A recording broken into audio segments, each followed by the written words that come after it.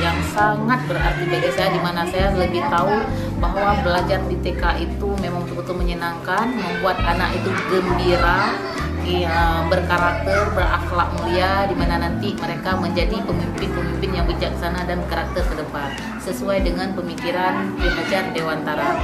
Karena guru ini sebagai tauladan, kita contoh bagi anak sejak mereka usia dini, menjadikan mereka sebagai pondasi utama untuk mereka bisa berdiri tegak nanti di kalangan masyarakat orang banyak.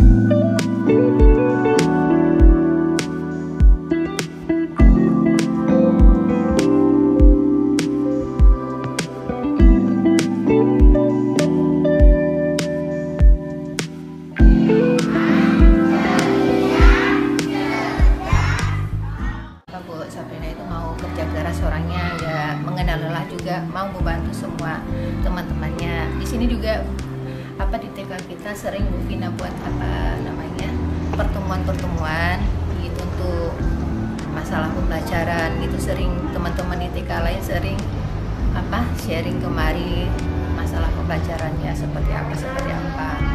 Terus kalau Bu Sabrina itu kalau bagi saya jadi contoh teman-temannya, kreatifnya, segala hal kalau sama saya, kreativitasnya, melakukan sesuatu itu tidak